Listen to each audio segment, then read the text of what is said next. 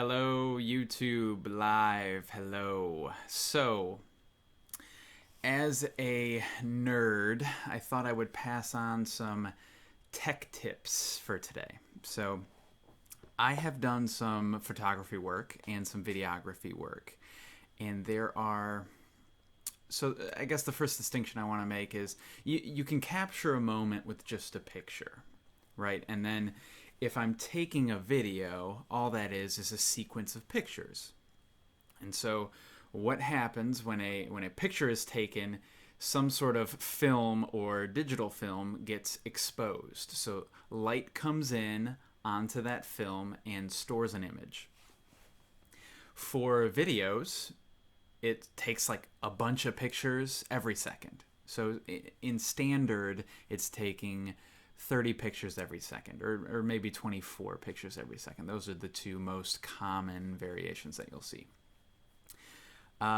What I want to do is extrapolate this into a gym setting. So if I'm in the gym and I have a client moving really, really quickly, and I see what they're doing because I'm trained at this and I know what I'm looking at, and I cannot illustrate to my client the issues that they are dealing with or what I'm trying to fix, then I could take a video and I could show them exactly what they're doing. But if you just take a standard video at these 24 frames per second or 30 frames per second, that's FPS, sometimes you'll see it abbreviated, 24 and 30 frames per second is usually not enough pictures each second to keep detail in a video. So let's, this came to mind because my buddies and I co-workers and I at Indianapolis Fitness and Sports Training are giving a lecture this weekend. And as Ty and I are giving a joint lecture, and we're preparing our lecture, and we took a bunch of videos of this. And we found some really good movements, but everything's kind of blurry and it's not very clear. So I walked him through just this. So how to take clearer videos or high-speed videos. So let me show you a couple examples that we got. Switch over here. All right, so let's give you, hopefully this doesn't lag too much. So this is a video that Ty took a long time ago. It's a girl of ours, great girl. Shout out to Maria. And she's running. So running pretty quick. And you can already see, even before I pause it, she's really blurry. What I like to do is maybe scrub through a video like this. So I grab the playhead and I move the playhead along and I try to find the spot that I'm looking for. Okay? And then maybe what I want to show Maria is that when she's done pushing off, find this right there. Yeah, so she's done pushing off. Her toe's about to come up, right? Her knee's real bent still. So she never finishes her drive. And that's what I want to show her.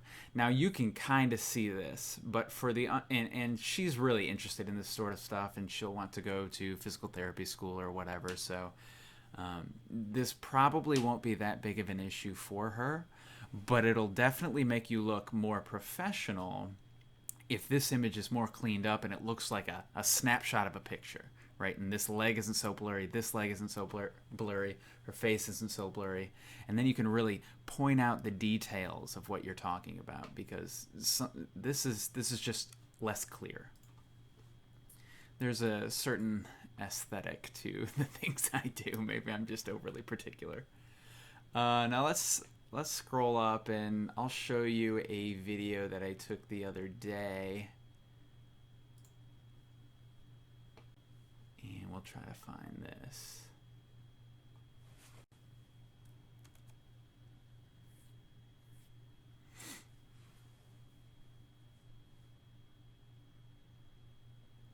So this video file is much bigger because it took way more pictures. But as you can see, if I stop, you can see all of this very well. And there's Maria. She's moving probably roughly the same speed that she was moving in the other video, but she's totally clear. Like, you can see the vibrations in her skin now. I think that is really cool, and I can illustrate points much more clearly now with video like this, right? Hopefully you buy that. Let's switch back. Okay, so sometimes just a picture is fine. Like if I'm doing an ab exercise or I'm having someone else do an ab exercise and I just want to show you the position that you're in, sometimes a picture is fine. Sometimes a picture is unnecessary and you can just show them in person and they'll get it. Sometimes that's not enough and they need to actually see themselves doing it to believe you. So sometimes a picture is enough. Sometimes one frame is enough, and that's what we would say in the photog videography business. Sometimes the standard 24 or 30 frames per second of video capture is enough. If I'm doing, I don't know, maybe a slower bench press or maybe some tempo work where I'm actively slowing myself down, like that will capture a controlled eccentric contraction really well. But if I'm doing something that's higher velocity, I want to slow it down as much as I can. So these videos that you saw were taking the old video of Maria sprinting that Ty took was at 30 frames per second, and these new videos were at you might be getting the output on the stream at 60 frames per second, but I took them at 120 frames per second, or even some other ones later on at 240 frames per second. And now you might be thinking, like, how all these words, I don't really know how to do this, right? So smartphones make this super easy, and I love it. All right, so I'm going to kind of I'll walk you through at least how to do it on my phone. This is a Google Pixel XL, best smartphone camera on the market right now. I don't know how long that will last, but I'm highly satisfied. Look at that picture-in-picture. Okay, so if I'm going to try to do this, so I got my phone right here. Now, right now I'm on picture, and I can slide one way or the other. Okay, that's this video. Now, you see right there up at I'll get out of the way here. Right there at the top, it says 30 FPS. That's the standard, so I'm going to change it, and I can change it to 60 FPS, and that might give me enough that I need, right? That's taking double the amount of photos each second, okay? 60 photos each second. So that'll smooth out the video really, really well. And you can even see, once I change this setting in my phone and I move it around like this, even just the preview is much, much more clear. It's really interesting. Now, this tech stuff blows me away. Now, maybe I have a video that would work with slow motion. So that's like this video that I showed you up here before. Let's try this. Yes, slow motion. And now you'll see at the bottom I have 240 frames per second, and I can select this and change it to 120 frames per second. Now I can tell you, because I looked up the specs on my phone, that 120 frames per second can be taken at a higher resolution, so it'll be a bigger picture because it doesn't have to process quite as big of files. No, it'll be taken at a bigger picture. I could do 240, but only if I make the picture smaller, aka have a smaller resolution, because then my CPU on my phone can actually process the smaller files. That's what I meant to say. So the slow motion stuff is weird a little bit because it will slow it up, but I will also tell you, and I don't know, I'm not an Apple dude, forgive me, but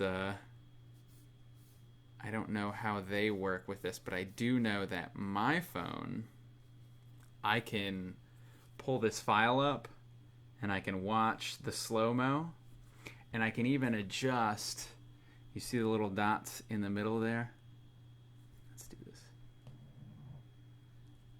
So there are dots on the outside, and then there are more spaced dots on the middle, and then there are dots on the other outside. So I can adjust those little thingies here to tell the phone to change where the slow motion occurs, right? So what the app tries to do, or the camera app tries to do, is it tries to take a picture, or it tries to slow down the action. So if you're just filming a 4-second jump, it'll work really well. But if you're, I mean, as I found with this little tag game that we were playing, it didn't always work, so I had to adjust some of them, and I can trim some of the videos or whatever later on if you're, giving a presentation like we are this weekend. If you're struggling with some of this, let's just do a little summary. So standard is about 30 frames per second for standard video, standard speed video. Higher speed videos are taken at 60 frames per second or above, and those will be clearer pictures if you have to pause them to show other people. Okay? And that's just because it takes more pictures. You probably don't need to know that, but I like telling people. If you have questions on how to set it up, I would Google, how do I capture high-speed video on my blank phone, whatever phone you have. The internet knows a lot of things. And if you can't figure it out, ask maybe somebody who's really tech proficient that you know, because they'll be able to help you better than I will. Hope this was helpful. Hope you come into the tech age and explore all this cool stuff that there is. Until next time, have a good day.